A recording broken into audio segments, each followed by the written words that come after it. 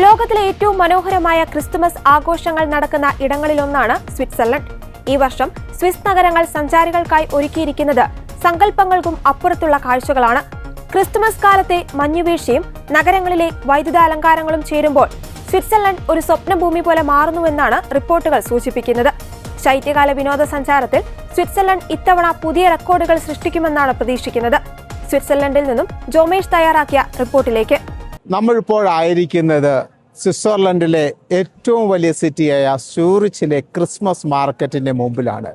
ഈ Christmas market ഒരു shopping event മാത്രമല്ല, ഇവിടെയുള്ള ആളുകൾക്ക് അവരുടെ വിശ്വാസവും പാരമ്പര്യവും എല്ലാം ഒന്നുകൂടി സംരക്ഷിക്കുന്നതിനും ഊട്ടിയുറപ്പിക്കുന്നതിനുള്ള അവസരമാണ്. ഈ തണുപ്പത്തും ആയിരക്കണക്കിന് ആളുകളാണ് യൂറോപ്പിലുള്ള ഈ ക്രിസ്മസ് മാർക്കറ്റുകളിൽ ഒന്നിച്ചുകൂടുന്നത്.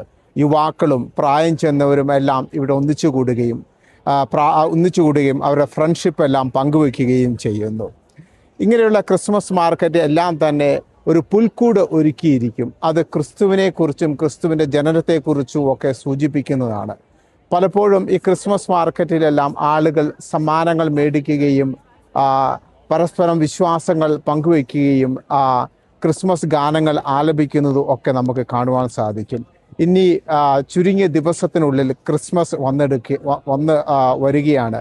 ക്രിസ്മസിന് മുമ്പിലുള്ള ക്രിസ്മസിനോട് അടുത്തുള്ള ഒരു വീക്കെൻഡ് ആണ് ഇന്ന്. അതുകൊണ്ട് എല്ലാ ക്രിസ്മസ് മാർക്കറ്റുകളും, യൂറോപ്പിലെ എല്ലാ ക്രിസ്മസ് മാർക്കറ്റുകളും വളരെ സജീവമാണ്.